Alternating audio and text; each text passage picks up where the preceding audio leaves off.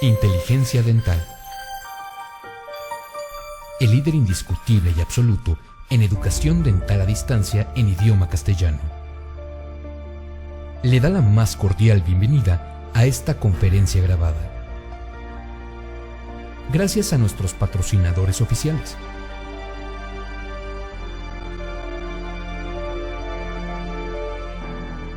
Le ofrecemos siempre un amplio abanico de temas útiles y de actualidad, entregados con alta calidad, por excelentes conferencistas.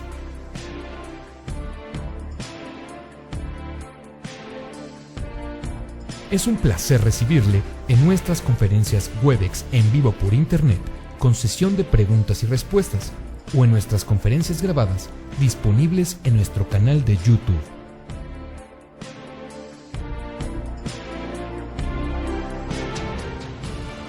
Sus sugerencias y comentarios son bienvenidos en promo@inteligenciadental.com.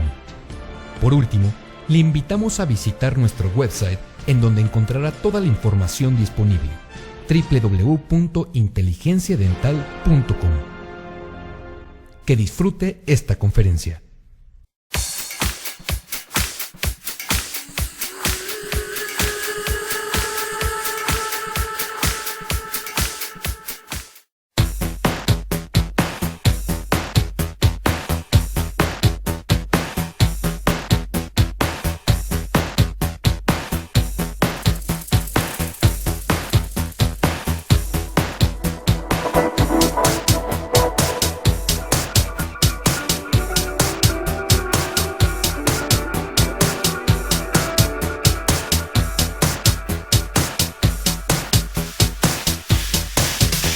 Vamos a iniciar con brevemente cómo está organizado el sistema inmune y cómo funciona este en forma normal.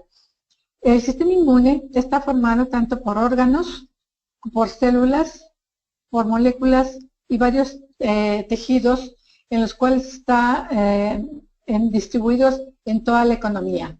Como podemos ver en este dibujo, la organización del sistema inmune está dada de tal manera que en cualquier parte del organismo que haya algún daño, estará presente los órganos del sistema inmune, sobre todo las células.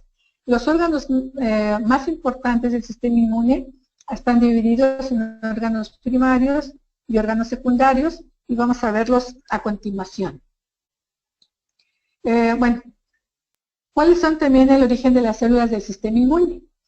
Todas las células del sistema inmune provienen de saco vitelino durante la embriogénesis, en el cual surge la célula madre totipotencial. Esta célula madre totipotencial se le llama célula hematopoyética pluripotencial, y en época embrionaria se derivan tanto de médula ósea como de hígado fetal. De esta célula madre se divide ahora en dos células hijas, una que es una célula madre mieloide y una célula madre linfoide. De la célula madre mieloide provienen todas las células que andan en circulación, los leucocitos polimorfonucleares como basófilo, células cebadas que provienen del basófilo, eosinófilo, macrófagos y neutrófilos y células dendríticas. Y de la serie linfoide se derivan los dos grandes grupos de linfocitos del sistema inmune, los llamados linfocitos B y los linfocitos T, y en más tejido, en ganglios linfáticos, se transforman en células plasmáticas productoras de anticuerpos, y los linfocitos T se dividen en varias subpoblaciones. Esta diapositiva, aquí nada más hay linfocitos T citotóxicos, linfocitos T auxiliares o cooperadores, pero sabemos hoy, como adelante, que hay más subpoblaciones de linfocitos T. Y los linfocitos NK, que se pertenecen a la inmunidad innata. Bien, entonces, los órganos primarios del sistema inmune, como les mencionaba, en época embrionaria el hígado es un órgano muy importante, pero después del nacimiento, la que sigue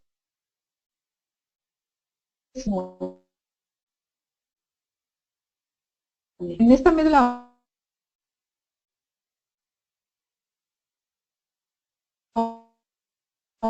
ósea se diferencian que van a dar origen a como a los linfocitos B, a ver el linfocito B, y estos a su vez, los linfocitos B, precursores de las células plasmáticas que van. Por otro lado, si las células migran hacia el órgano primario del sistema inmune, también llamado timo, de ahí la Silenciado. se va ahora a diferenciar en células T o linfocitos T con una gran cantidad de marcadores que los van a poderse detectar de cualquier línea de células T. Y esa célula T puede ser una célula que va a intensificar la respuesta, como el T cooperador, como el T citotóxico, y lo que decíamos, el T supresor o T regulador del sistema inmunológico. Los órganos secundarios de la respuesta inmune son principalmente vaso y ganglios linfáticos. El vaso, por su estructura anatómica, tiene varias áreas, como estos nódulos linfáticos y la pulpa esplénica. En estos nódulos linfáticos y en la pulpa esplénica, después de que las células se han diferenciado en los órganos primarios, recuerden, timo por los linfocitos T y la misma médula ósea para la linaje B y todas las células hematopoyéticas, vienen ahora los órganos secundarios a repoblar estas áreas, y de los ganglios también diferentes áreas. Tenemos estos centros germinales en donde se va a llevar parte de la respuesta inmunológica. Como se ven aquí, aquí comienza la respuesta de la inmunidad adaptativa a nivel, una vez que los antígenos ya hayan atravesado los epitelios y las células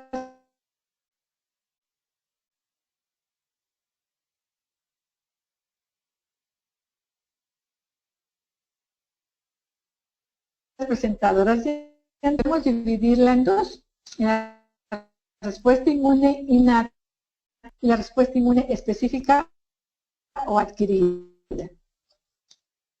A su vez, tenemos una primera línea de defensa y una segunda línea de defensa.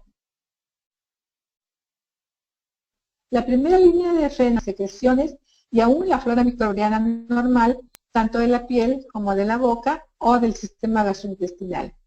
La segunda línea de defensa ya se encuentra dada por células, como son los macrófagos y los neutrófilos, y por linfocitos NK. Aquí estos linfocitos NK siempre van a estar como línea, primera línea de enfermedades. También la segunda línea de defensa es la inflamación, un componente importante para que se active posteriormente la respuesta inmune específica. Y con ello, la liberación de una serie de moléculas derivadas de estas células fagocíticas y linfocitos que se llaman citocinas proinflamatorias. Y la respuesta inmune específica o adquirida, podríamos decir que es la tercera línea de defensa, en donde están ya los linfocitos T y B especializados, la producción de anticuerpos y una producción de citocinas llamadas citocinas reguladoras. Bien, entonces, retomando, el sistema inmune innato, están los macrófagos y las células dendríticas. Ambas células son presentadoras de antígenos, es decir, captan todos los componentes antigénicos microbianos y se los asocian a sus membranas para posteriormente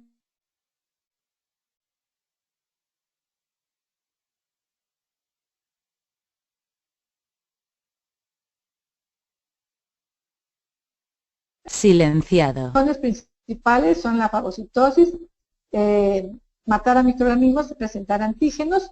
La célula dendrítica es una célula clásica, actualmente la más importante como célula presentadora de antígenos en los ganglios linfáticos, y los leucocitos y leucocitos polimorfos nucleares y células NK producen citotoxicidad directa, fagocitosis y muerte intracelular de lo que se fagocitan. Por otro lado, las células del sistema inmune adquirido y específico está compuesta por una serie de población de linfocitos. Les mencioné anteriormente que hace muchos años se dividió en linfocitos T y B en el sistema inmune. Ahora sabemos que el linfocito T se puede ser de varias poblaciones. El T cooperador tiene varias. T cooperador tipo 1, T cooperador tipo 2, T cooperador tipo 17 y el T cooperador regulador, llamados TH1, TH2, TH17 y TRF. Por diferentes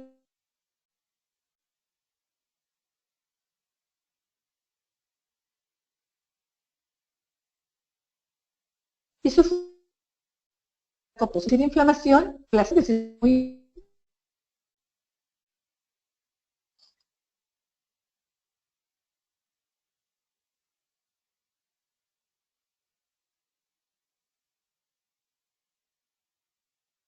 de linfocitos B. Están los linfocitos B 1A y el 1A todavía hay otras subpoblaciones y los linfocitos 1B. Estas subpoblaciones tienen diferentes formas de reaccionar y de producir diferentes tipos de anticuerpos. Entonces es muy importante cuando hay un daño celular tratar de ver qué tipo de anticuerpo es y a qué linaje de linfocitos B, B1A o B1B pertenecen. Tienen su marcador y producen anticuerpos. Y hay una subpoblación de linfocitos llamados NKT. Estos linfocitos, a diferencia de los linfocitos NK de la inmunidad natural, que tienen el marcador CD56, pero también poseen el CD8 como si fueran citotóxicos. Y su función es precisamente la misma que del T citotóxico. Muy bien.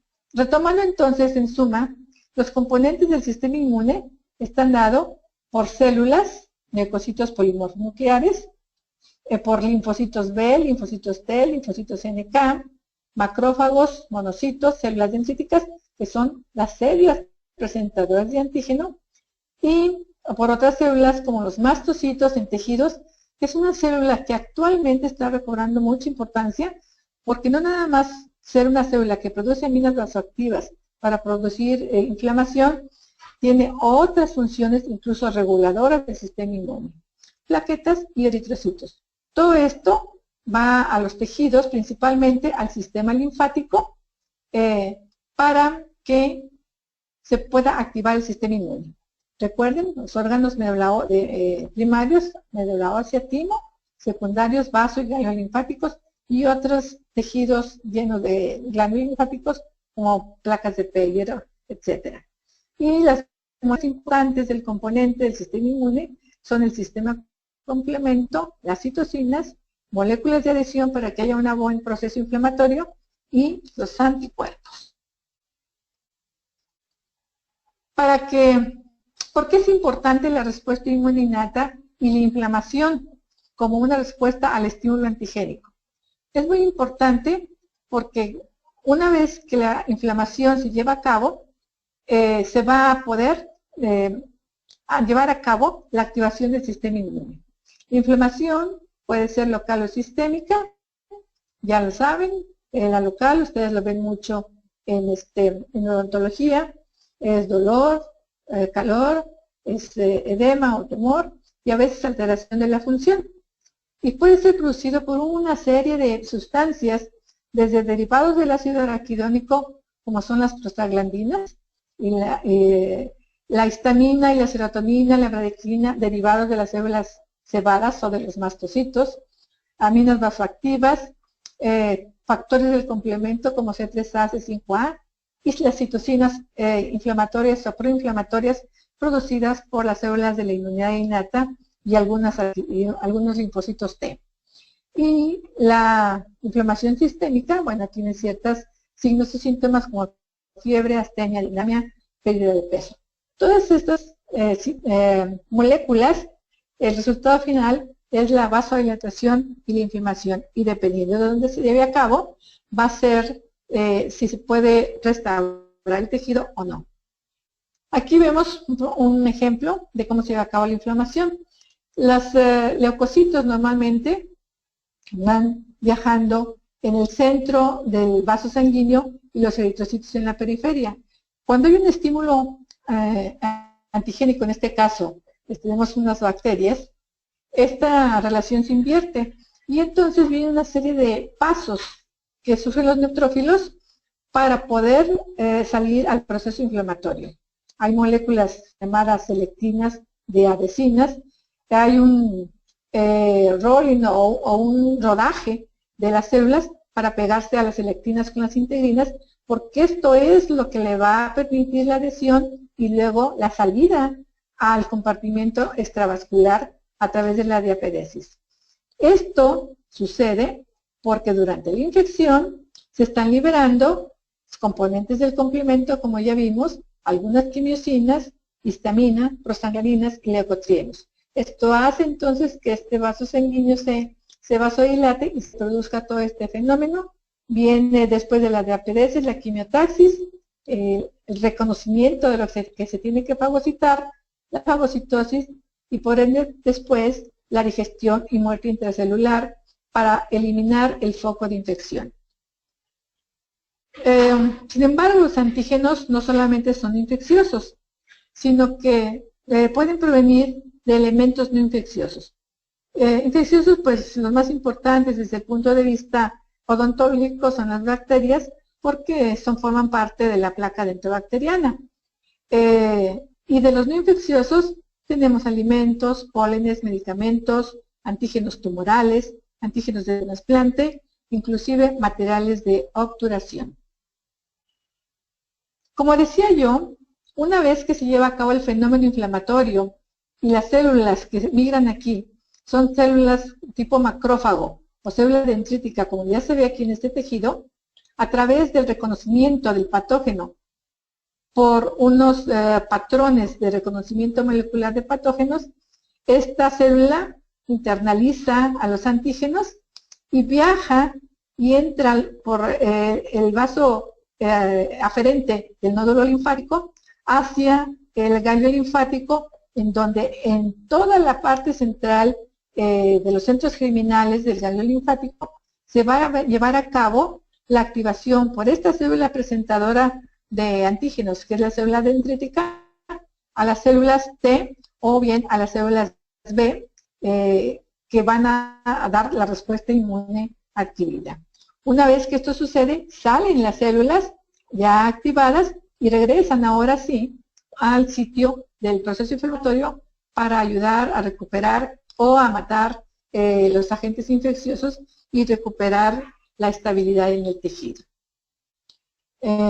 Vemos entonces que en la inmunidad adaptativa el ganglio linfático o los ganglios linfáticos son muy importantes porque ahí están todos los tipos celulares, como pueden ver, y estos son activados a través de diferentes tipos de receptores que tienen, migran hacia los vasos linfáticos. Una vez que son activados a los vasos linfáticos aferentes, llegan al tejido inflamado y en el tejido inflamado ejercen su función, matan a las células, matan a los microorganismos y bueno, viene la generación de la respuesta inmune y la resolución de la infección.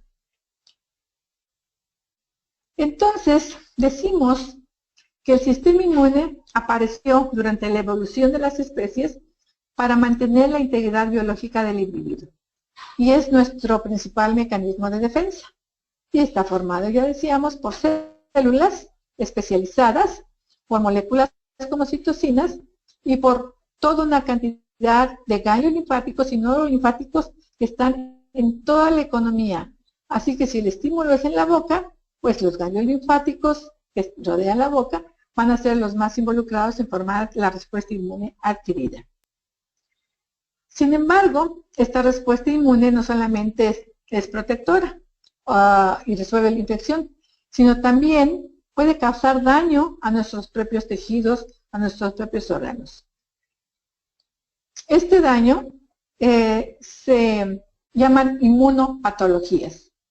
Las inmunopatologías, según la clasificación propuesta por Hell y Coombs desde 1963, y es la que todavía actualmente tenemos para poder clasificar las enfermedades inmunopatológicas, se dividen en 4 grupos: tipo 1, tipo 2, tipo 3 y tipo 4.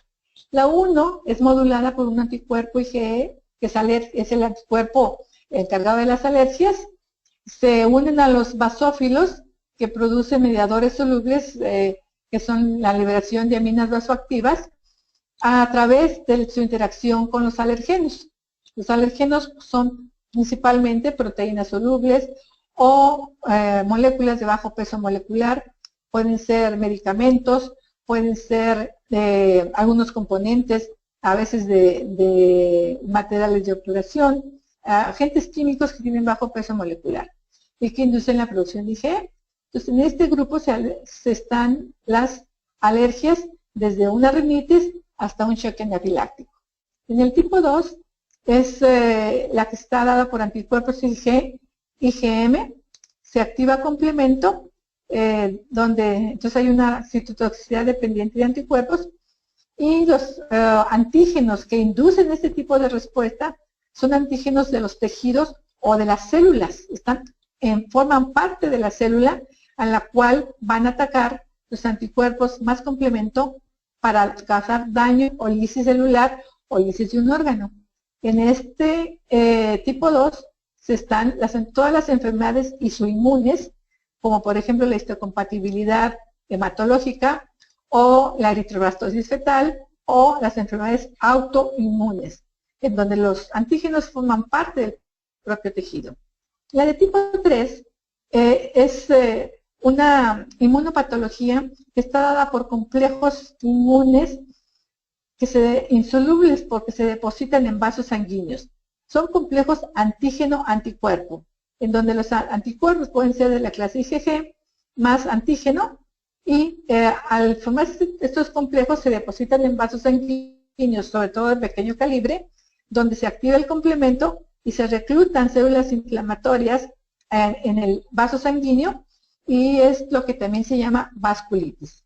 Y lo pueden producir una gran cantidad de antígenos solubles, polisacáridos bacterianos, proteínas, productos de muerte celular, de pedazos de membrana de células, antígenos tumorales, en fin, una gran cantidad de antígenos que estén en forma soluble van a formar estos complejos inmunes tipo 3. Y como vamos a ver más adelante, este tipo 3 es la que más causa daño en endodonto y en las enfermedades periapicales. Y la de tipo 4 está dada por linfocitos TH1, citocinas proinflamatorias, se activan macrófagos y puede ser dado por una gran variedad también de antígenos que pueden ser productos bacterianos, venenos, plantas, metales como el níquel, incluso el látex de los guantes que usamos para protegernos. Este tipo 4, lo vamos a ver, es muy importante cuando se forma el granuloma periapical. En conclusión, la respuesta inmune es un mecanismo de vigilancia para mantener la integridad biológica del organismo y restaurar el tejido dañado. Sin embargo, dependiendo del tipo y tiempo del estímulo antigénico, esta respuesta puede causar daño. Eso es lo que llamamos inmunopatología. ¿Cómo es esto ahora en cavidad oral? Pues el sistema inmune en cavidad oral va a estar formado por poblaciones de células como dendríticas, macrófagos, linfocitos en la mucosa oral. Hay anticuerpos, complementos, leucocitos en glándulas salivales. Y del aporte sistémico vamos a ver que hay células, anticuerpos, citocinas y complemento que está en el fluido gingival.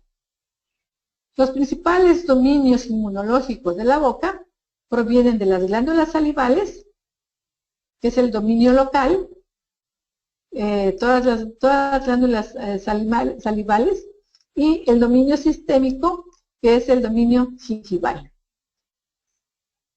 Las glándulas salivales son muy importantes, sobre todo cuando vemos afecciones en la mucosa oral o en las caries dental. En general, la función de estas pues es mantener húmeda y mantener en forma mecánica, estar eliminando microorganismos, y está compuesta de agua, de iones orgánicos, pero también hay células del sistema inmune leucocitos, hay anticuerpos IgA, hay complemento y algunos otros productos del complemento. La saliva entonces tiene también dos tipos de enzimas que son muy importantes como protectoras o como bactericidas de cierto tipo de microorganismos. Está la lisozima y las peroxidasas. La lisozima es capaz de actuar sobre los polisacáridos de la pared bacteriana de muchas bacterias, sobre todo gram negativas, a través de intervenir con la N-acetilglucosamina. La encontramos en otras secreciones como lágrimas, mata Streptococcus mutans, de ahí que se relaciona mucho con el control de la caries, la acción de la lisozima, y la peroxidasa es otra enzima que tiene mucho efecto bactericida sobre el lactobacillus acidophilus e inhibe una enzima que se llama glucosiltransferasa que se deriva del Streptococcus mutans. Y como ustedes saben, mejor que yo, Streptococcus mutans es el agente causal más importante de la caries dental. Además, en la cavidad oral hay una gran afluencia de ganglios linfáticos o nódulos linfáticos, en donde se va a llevar a cabo la respuesta inmune adquirida. Y ya ustedes saben que se dividen en intraorales y extraorales. Y son sus maxilares, sus meconianos, los retroauriculares, los cervicales profundos superiores y los retrofaringios. Estos van a ser los encargados de montar la respuesta inmune adquirida que va a llegar posteriormente a los componentes de la cavidad oral. El aporte sistémico que forma parte en el fluido gingival que se acumula en el borde gingivo-crevicular va a tener componentes tanto morales como celulares y va a estar bañando las partes dentales profundas y el epitelio de la boca. Este fluido gingival que contiene anticuerpos del isotipo IgM e IgG, también hay complemento, hay citocinas proinflamatorias y antiinflamatorias, proteínas plasmáticas, linfocitos, leucocitos, y todo esto proviene de una fuente vascular sanguínea. El aumento del fluido en el surco gingivo-crevicular se va a producir como resultado de la presencia de antígenos en la placa dentobacteriana, ocasionando la inflamación de la encía. Y la migración de estos leucocitos al borde gingival se va a producir porque la placa dentobacteriana tiene sustancias que son quimioatractantes y por lo tanto van a ocasionar que todos los leucocitos que están formando parte de este fluido lleguen al surco gingival y sus enzimas y las citocinas proinflamatorias que también llegan al fluido gingival van a ocasionar las diferentes patologías de la gingiva, como desde una gingivitis hasta una periodontitis avanzada. Por lo tanto, los componentes del sistema inmune bucal provienen tanto del aporte local, a través de las glándulas salivales, como del componente sanguíneo, que llega a través de vasos sanguíneos al borde gingivo-crevicular. Y esto, pues, nos va a dar también el refuerzo de una tanto como a nivel cervical. Y ya, después de esto, entonces, bacterias se acumulan sobre la harina. Viene una lesión médica.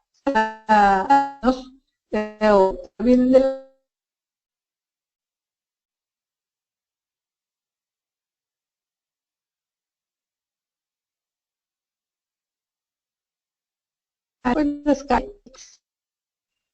es el microorganismo cariogénico, pero hay otros, como ven aquí en esta lista, uno de ellos el Actinomyces viscosus, que es un anaerobio que coloniza caries profundas y es el que también se puede encontrar posteriormente como una bacteria que produce mucho daño ya a nivel de endodonto.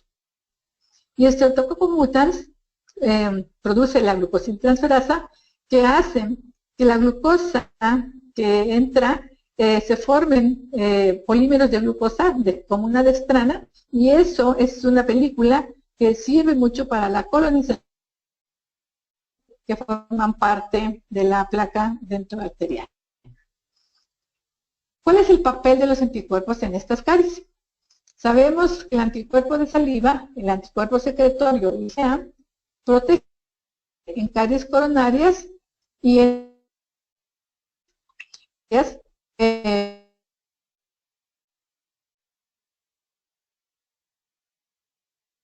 bloquear o eliminar junto con el complemento para que sean muertas bacterias que están produciendo la caries coronaria.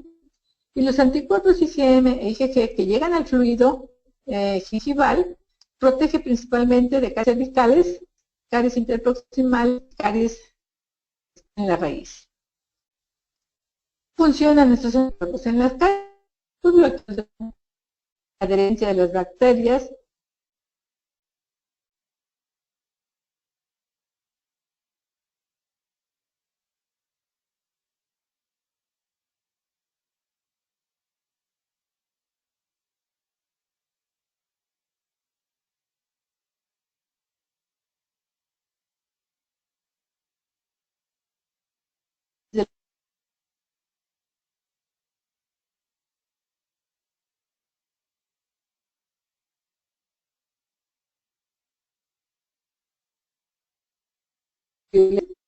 porque si no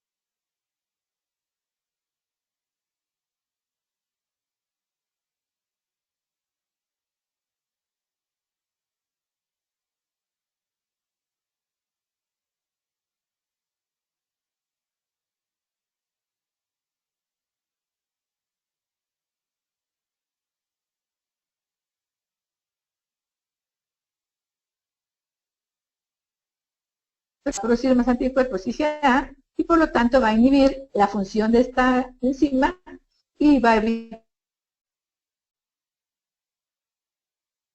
la inyección, eso es más traumático, de antígenos de microorganismos cariogénicos, pero en las glándulas salivales. Imagínense una respuesta inmune en una glándula salival que provenga de un ganglio linfático, pobre paciente. Y la inmunización pasiva. Esta inmunización pasiva está contra Streptococcus mutans y la enzima glucosiltransferasa. Estos anticuerpos monoclonales sería una forma de enjuague que va a ofrecer un método cuerpo, pues va a tratar de resolver o prevenir la caries dental. Pero hasta ahorita, no se asusten, no ha habido nada todavía en concreto. Muy bien. Entonces, conociendo todo lo anterior y porque la caries dental es uno de los principales factores de lesiones endodontales, ¿cómo participa la respuesta inmune en estas? Decíamos que pues va a producir diferentes daños en la pulpa hasta producir incluso abscesos en los periápices de las raíces. Las etiologías son diferentes, químicas o biológicas, fracturas dentinarias, químicas con materiales de obturación, el formocresol, por ejemplo, es muy irritante y produce proceso inflamatorio muy importante en periápice, y biológicas que son las más comunes, que son los componentes de las bacterias.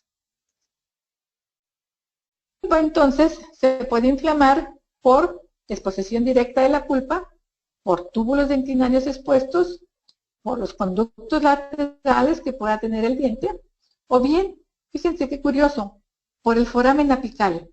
Hay ciertas afecciones sistémicas que vamos a ver posteriormente, como en la autoinmunidad, como cuando hay un tumor, o cuando hay septicemias, o en la diabetes, que como proviene de la sangre todo esto, estas afecciones sistémicas llegan ahora por abajo del diente y se quedan en el foramen apical. Y no nada más ahí, pueden subir hasta la pulpa. ¿Cuáles son los componentes inmunológicos más importantes en la cámara pulpar? Ya conocen ustedes la estructura del diente, que no voy a definir, pero ahora sí, ¿qué hay aquí adentro en la cámara pulpar, además de la inervación y de los vasos sanguíneos que están aportando anticuerpos, células plasmáticas, linfocitos T y B, de las subpoblaciones que ya vimos?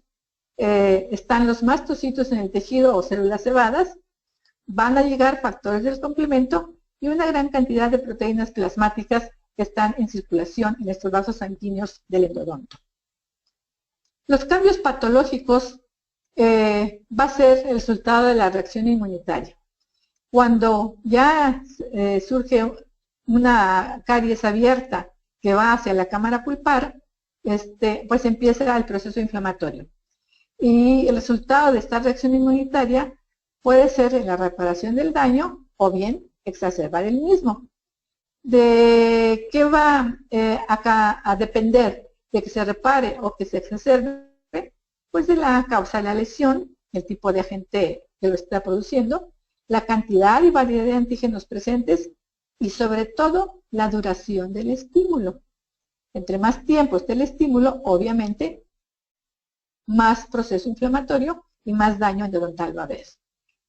Por lo tanto, ustedes saben que tenemos diferentes etapas en la inflamación pulpar y estas diferentes etapas van a estar compuestas por algunos componentes inmunológicos parecidos o irse agregando cada vez más.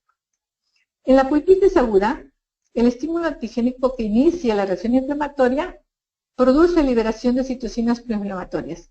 Estas citocinas proinflamatorias, como vamos a ver, tienen sus nombres, están interleucina 1, interleucina 6, factor de necrosis tumoral, que empiezan a producir la inflamación. Hay vasodilatación, edema, congregación de neutrófilos, se inicia la acumulación de otras células como linfocitos T y B, y si se elimina el estímulo a corto plazo, se produce la regeneración del tejido. En la pulpitis crónica ya es otra cosa más avanzada. Pulpitis crónica es el resultado de un estímulo antigénico constante. Ya empieza a haber proliferación de fibroblastos. Hay gran infiltrado de leucocitos polimorfonucleares, esa es la parte B. Ya se ve distinta a la A. Hay formación de complejos antígeno-anticuerpo que producen daño vascular. ¿Se acuerdan de las reacciones inmunopatológicas? Pues es una reacción tipo 3.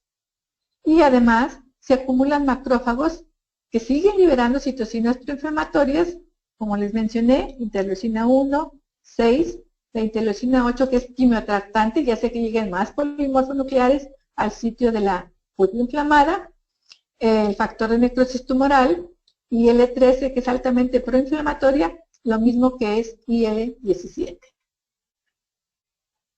Ya en la necrosis pulpar, incluso con absceso periapical, que sería esta última foto, es el resultado de la presencia ahora del antígeno en toda la pulpa, ya la inducción continua del sistema inmune, el acúmulo de leucocitos, de complejos inmunes, de lisis bacteriana, de citotoxicidad por linfocitos T, de las enzimas leucocitarias, de endotoxinas, exotoxinas, etcétera, van a ir a periápice a formar ya en el foramen apical un absceso que no es más que el resultado de la presencia del estímulo antigénico, o incluso cuando se hace la endodoncia, todo el lodo dentinario que pueden ustedes acumular en periápice, que puede producir este tipo de absceso con estas características de acúmulo de células del sistema inmune como leucocitos y linfocitos. Bien, entonces el resultado de la reacción inmunitaria se va a traducir en reparación del tejido dañado o exacerbación del mismo, como ya lo dije anteriormente. Y esto va a depender, como decíamos, la causa de la lesión, la cantidad y la variedad de antígenos presentes, la duración del estímulo muy importante, y obviamente también por parte del individuo, pues su inmunogenética. Tenemos genes que nos regulan toda esta respuesta inmune y cada individuo tiene su propia inmunogenética. En conclusión, ¿por qué se produce el daño pulpar? Por la inflamación pulpar, por productos bacterianos, lesiones cariosas, lesiones endoperio o afecciones sistémicas. Y los componentes responsables son pues, las características inmunogénicas de lo que esté ocasionando el proceso inflamatorio y las reacciones inmunopatológicas tipo 3 principalmente, complejos inmunes. Cuando la pulpa no resuelve el problema inflamatorio y se extiende hacia los tejidos periapicales, se va a desarrollar problemas o procesos crónicos como el absceso crónico, el granuloma o el quiste periapical. El absceso periapical es una lesión incipiente que se desarrolla histológicamente por una gran cantidad, no se logra ver en esta fotografía, es muy mala, pero todo esto está dado por abundantes leucocitos polimorfonucleares. Estos leucocitos polimorfonucleares, sus enzimas degradan el tejido y van formando y dañando cada vez la región periapical y se va formando por lo que se diría como un absceso en piel, una gran cantidad de pus que no es más que tejido dañado y el acúmulo de leucocitos polimorfonucleares. Posteriormente, ese absceso, claro, se puede drenar y ya se puede resolver el problema. Se puede ahora transformar en un granuloma y en el granuloma se presentan varias zonas. Puede ser una zona muy interior de necrosis, una zona exudativa, una zona granulomatosa, que sería esta línea, que está formada por macrófagos, linfocitos TH1, factor de necrosis tumoral alfa y el factor de crecimiento transformante beta. Esta citocina, curiosamente, es una citocina que se llama inmunoreguladora negativa o es antiinflamatoria.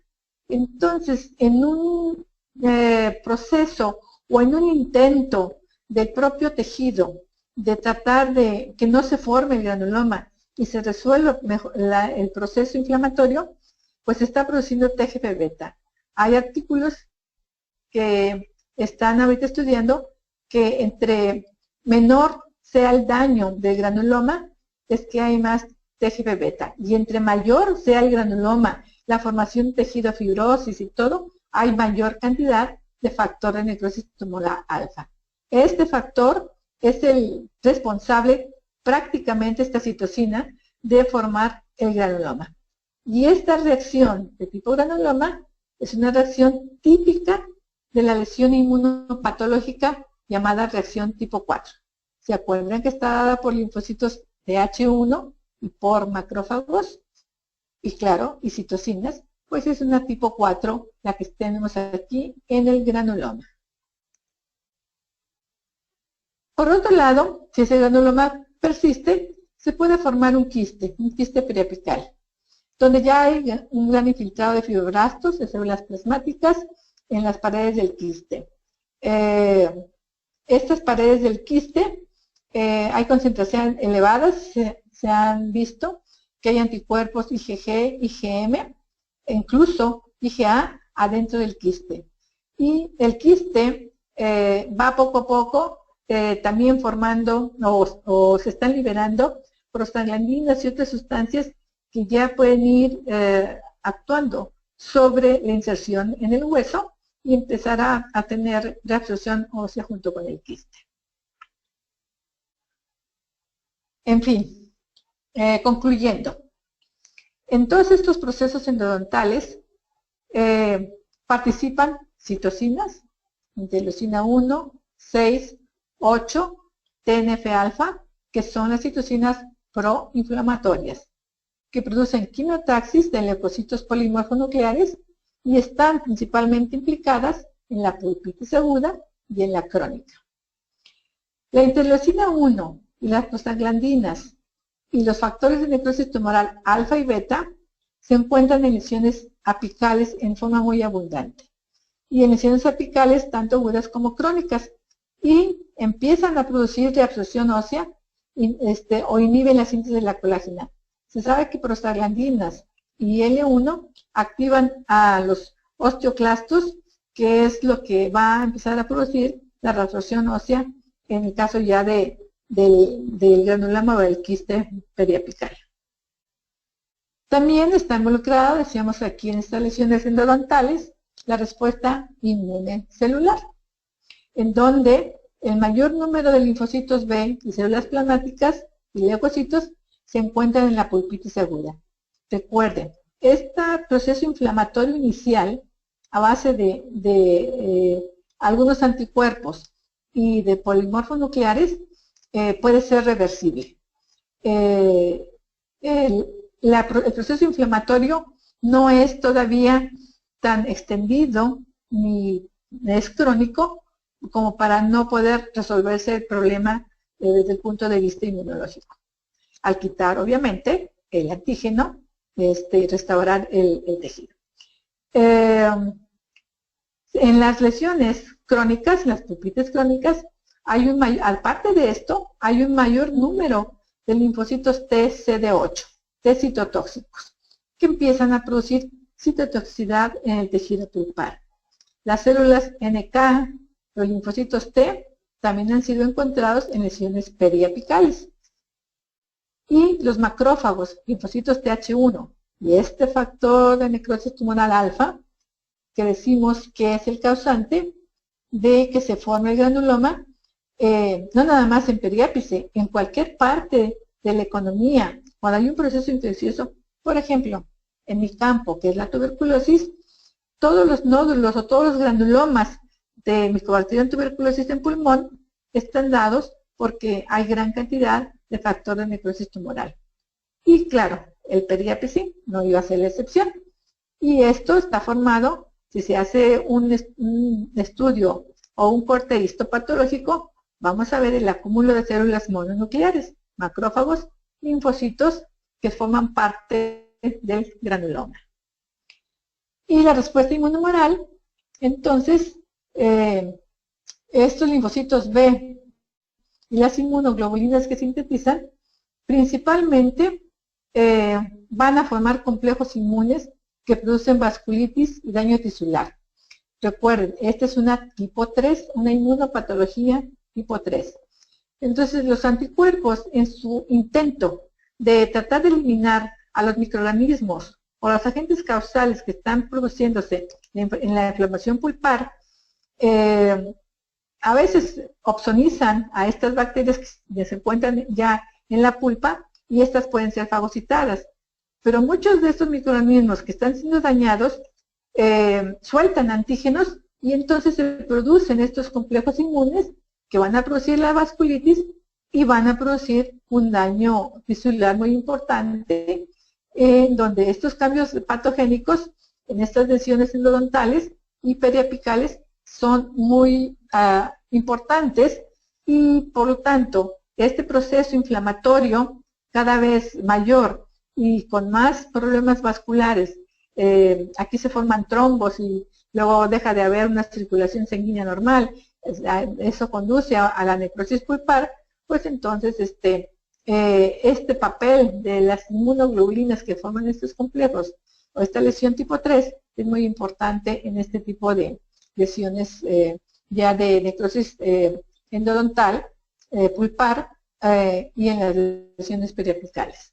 Y también la respuesta inmunohumoral se encuentra en grandes cantidades de anticuerpo IgG en estas lesiones periapicales y en menor cantidad se ha visto que está la afluencia de anticuerpos IgA, IgM e IgE.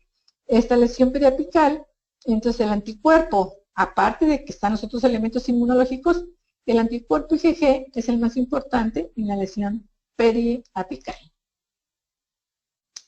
Bien, todo esto en el sistema inmune y el daño que ofrece en los tejidos y en este caso en endodonto, también está modulado por la inmunogenética. ¿Qué es la inmunogenética? La inmunogenética es la capacidad de responder a una respuesta a un antígeno determinado y va a estar muy relacionado con obviamente con nuestra carga genética, con el DNA y con el genotipo total del individuo. Cada individuo de diferentes razas tenemos diferencias genotípicas y esas diferencias genotípicas nos van a dar la característica de qué tanto vamos a responder a un estímulo antigénico. En algunas razas, probablemente la respuesta inflamatoria y la respuesta inmune no sea tan acelerada o exacerbada, y en otras, al contrario, sea muy acelerada, exacerbada, y los daños en los tejidos sean muy importantes. También, por otro lado, las deficiencias en la respuesta inmune también están asociadas a esta inmunogenética, ya sea por mutaciones o por polimorfismos genéticos que resultan en la susceptibilidad a enfermedades infecciosas, incluyendo la caries. Entonces, la carga genética que tenemos, y además tenemos un gen o un conjunto de genes que se llaman genes de la respuesta inmune, que están modulando estos grados de respuesta. Y se ha visto en muchas diferentes razas que estos genes de la respuesta inmune, algunos tienen algunos polimorfismos que definitivamente hacen que no se produzca un tipo de respuesta inmune y se asocia con una fuerte deficiencia y los hace más susceptibles, obviamente, a cierto tipo de enfermedades infecciosas. En odontología, yo no sé hasta ahorita qué tanto se ha estudiado estos genes de la respuesta inmune, la inmunogenética, en nuestra raza o aquí entre los mexicanos, para ver qué tanto influye eso en las enfermedades endodontales. Pero sí hay algunos estudios en donde la genética en enfermedades odontológicas se ha visto que hay unos genes que modulan receptores de membrana, por ejemplo, de macrófagos o de neutrófilos, como son los receptores para una región FC de la inmunoglobulina G, CD14 y TLR4, que son receptores para captar a microbios. Hay también genes que modulan la activación de mecanismos microbicidas, como la formación del óxido nítrico, que es altamente bactericida, el complejo mayor de histocompatibilidad que tenemos, que heredamos de nuestros padres, el HLA. Se ha visto una fuerte asociación, por ejemplo, el HLA-B27 se asocia no nada más con una enfermedad que se llama espondilitis anquilosante, sino aparentemente también se asocia a ciertas enfermedades odontológicas. Y el HLA2, en citocinas, en metaloproteinasas, en otras enfermedades asociadas con afectaciones cronofaciales como el síndrome de Marfan, el síndrome Down, que produce una inmunodeficiencia secundaria, y otros como el síndrome de Chilaiditi-Higashi, que es una disfunción de los neutrófilos. En fin, hay otras patologías que se asocian mucho a ciertos genes del sistema HLA, que es como aquí lo vemos, y su relación con el desarrollo de estos genes y enfermedades odontológicas. Todo esto pues, nos puede dar una susceptibilidad o resistencia a cierta enfermedad bucal. ¿Qué otras patologías que no hemos visto hasta ahorita pueden también inflamar el tejido pulpar? Se ha visto, y hay algunos artículos relacionados, que enfermedades con infecciones sistémicas, por ejemplo, en caso de ciertas septicemias en pacientes quirúrgicos que se infectan con microorganismos intrahospitalarios, infectan la sangre, estos microorganismos ahí se reproducen, por eso se produce la septicemia, y como es de irrigación sanguínea, pues pueden llegar a la cámara pulpar por el foramen apical. Lo mismo sucede en las enfermedades autoinmunes como el tipo de lupus eritematoso, que también se forman complejos inmunes, y en antígenos tumorales, en el desarrollo de tumores malignos, hay antígenos específicos de tumor que también se desprenden del tumor, se hacen solubles forman complejos con su anticuerpo correspondiente y estos 3 tipos de enfermedades producen una reacción tipo 3, otra vez de complejos inmunes, y que a través, como decía yo ahora, de la sangre, del drenaje sanguíneo hacia el foramen, pues pueden causar alguna inflamación en tejido pulpar.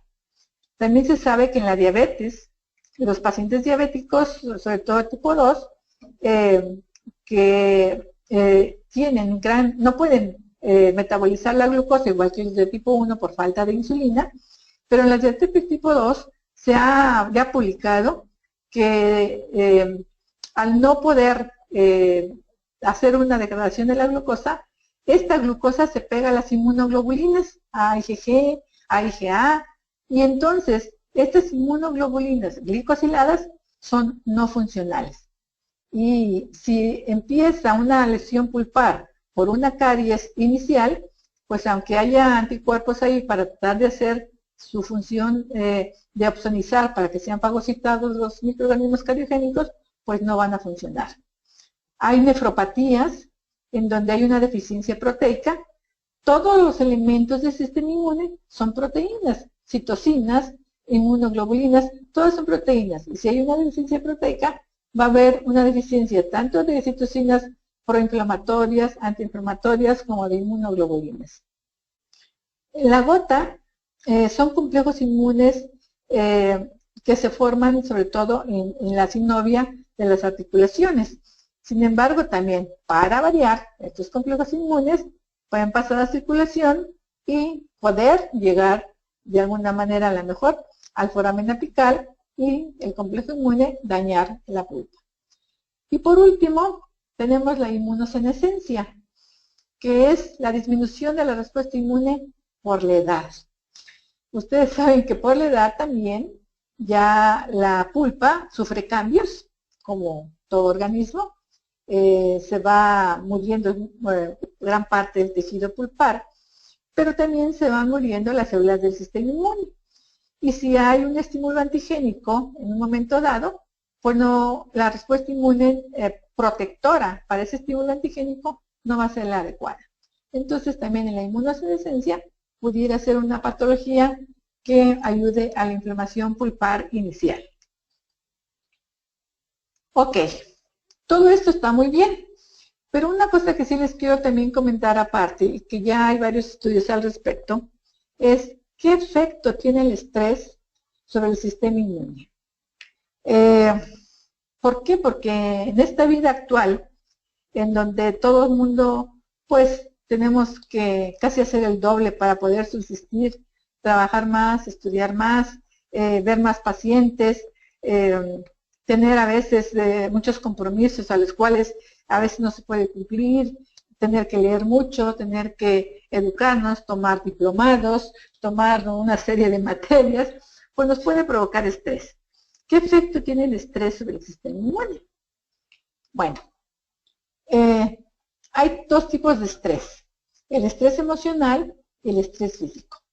El estrés emocional es un estrés que se produce, es crónico, de la corteza cerebral, en el sistema límbico, se dan señales al hipotálamo y estas señales van junto con la pituitaria, a las glándulas suprarrenales.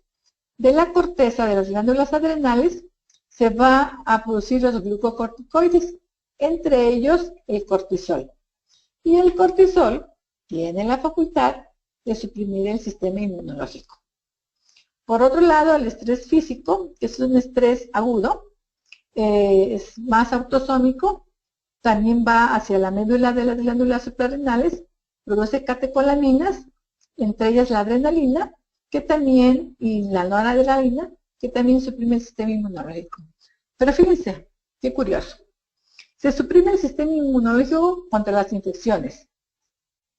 También, al suprimirse el sistema inmune, se promueve el desarrollo de tumores o cáncer, debido a que se incrementan linfocitos T reguladores, interleucinas reguladoras negativas, como es interleucina 1 alfa, interleucina 10 y TGF beta, que son antiinflamatorias, y que eso hace que el sistema inmune en general, al verse inmunosuprimido, pues tanto infecciones como el desarrollo de tumores puedan tener más facilidad de presentarse. Sin embargo, fíjense, en el estrés emocional se sabe que la liberación de citocinas proinflamatorias a nivel sistémico pueden llegar al cerebro y producir alteraciones psiquiátricas importantes o estados anímicos importantes al fluido gingival y a la pulpa dental. Entonces, el estrés, al liberar citocinas proinflamatorias, pues podemos tener alguna alteración a nivel bucal. Y también se sabe que los linfocitos NK o Natural Killer de la inmunidad innata expresan receptores para el cortisol y se induce una apoptosis o muerte celular de estos linfocitos con la liberación de enzimas que pueden dañar tejidos. No sé si en su experiencia clínica les ha pasado que llegan pacientes en que dicen que tienen sensación de dolor al calor o al frío y no hay ninguna lesión cariogénica o ningún factor aparente que produzca alguna inflamación pulpar. Entonces hay que tomar en cuenta que el estrés pues pudiera ser un factor ahí que esté coadyuvando al daño de los tejidos. Este efecto del estrés en la inmunidad de la mucosa oral, como vemos, reduce el número de linfocitos B, disminuye la producción de IgA en saliva, hay retraso en la cicatrización de heridas quirúrgicas y traumáticas, hay déficit de las funciones fagocíticas y presentadoras de antígenos, y la inmunidad por linfocitos T contra bacterias está disminuida, se secretan factores solubles inmunosupresores que afectan la integridad de la mucosa oral, del endodonto y del periodonto. Entonces el estrés está jugando un papel, sabemos ya actualmente, muy importante en la salud oral. Por ejemplo, en la respuesta inmune, en enfermedades infecciosas, el paciente se vuelve con estrés, se vuelve más susceptible a gram negativas como por firomonas gingivales o por el actinomyces, a gram positivas por Streptococcus mutans, a hongos como Candida albicans o a virus en general, pero principalmente herpes tipo 1 o tipo 2.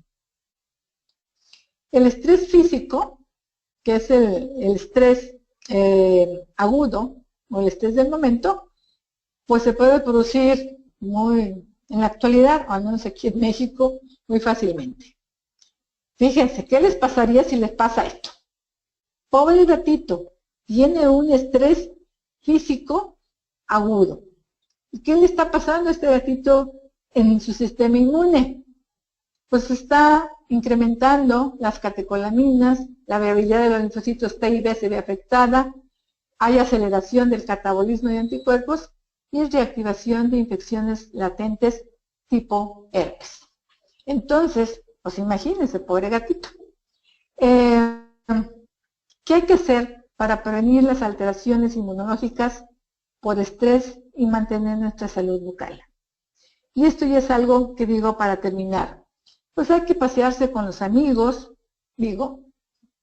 hay que tener apapachos entre uno y otro, hay que generar endorfinas, hay que comer bien, una buena alimentación es muy importante para una buena salud, dormir bien, tener nuestro periodo de sueño en forma normal y natural, que nos vuelve a cargar baterías, sistemas de relajación también nos ayuda mucho a eliminar el estrés. Y bueno, otras cosas, que aquí está un poquito irregular, pero créanme, este tipo de relación nos quita mucho el estrés, nos libera muchas endorfinas, serotoninas, que es el transmisor del placer y del bienestar, y entonces, pues eso nos conduce a la salud. La importancia, por lo tanto, de todos estos elementos que hemos visto sobre la respuesta inmune en la salud y en la enfermedad, en este caso de la cavidad oral y en el caso de ustedes del endodonto, de la enfermedad endodontal, es muy importante. El equilibrio entre salud y enfermedad llevado a cabo por la respuesta inmune, recuerden, va a depender del tipo de antígenos que se presenten y del tiempo que en estos se presenten, que pueden provenir de fuera como un microorganismo cariogénico o por el foramen apical de un efecto o una patología sistémica. Por lo tanto, decimos que diente sano, en boca sana, y sistema inmune en vigilancia. Muy bien. Por último, me gustaría presentarles mi libro.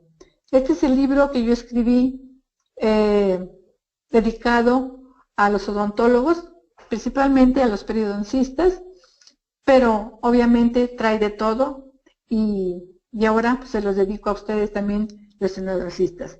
Este libro, Inmunología e Inmunopatología Oral, es editado por Manual Moderno y el contenido de él, como ustedes podrán ver, viene hablando de todo lo que ahorita acabo de hablar, inmunidad innata, inflamación, antígenos, aptenos, regulación, citocinas, etcétera, inmunomatología, respuesta inmune contra tumores, inmunodeficiencias, inmunogenética en enfermedades odontológicas, respuesta inmune en periodonto, respuesta inmunitaria en cavidad, respuestas del estrés en enfermedades orales y periodontales, respuestas inmunitarias en endodonto, periodonto, hablamos de inmunodeficiencia adquirida, muy importante, cómo manejar al paciente VIH positivo en la consulta odontológica y un resumen de todo lo que es la inmunología en toda esta cavidad oral. Y algunos otros capítulos que a aquellos que les gusta la investigación pueden aplicar ciertas técnicas para hacer esta investigación odontológica, tanto de biología molecular como técnicas de ELISA, producción de anticuerpos híbridos y humanizados para poder estandarizar o determinar o detectar determinada citocina, determinada enzima, determinado componente de la pulpa, o herramientas comunes para el estudio del sistema inmune, pero aplicados a la odontología. Esto lo pueden ustedes ver, pueden ingresar a la página de Manual Moderno, que bueno, no se ve muy bien porque la opción en rojo, pero la página es www.manualmoderno.com/manualmoderno. Dar clic en puntos de venta, va a aparecer la lista de las librerías de los distribuidores, van a elegir el país de donde se encuentre y estos son los países en los cuales está Manual Moderno y que pueden conseguir este libro. Esta plática fue basada en gran parte en lo que está escrito en este libro y en revisiones más actuales sobre la respuesta inmune en cavidad oral y específicamente en endodonto. Así es que, pues agradezco mucho su atención, espero que esta plática haya... Sonido reactivado. Y me pongo a sus órdenes en Monterrey, Nuevo León, México. Y soy la doctora Alma Yolanda Arce Mendoza. Muchísimas gracias.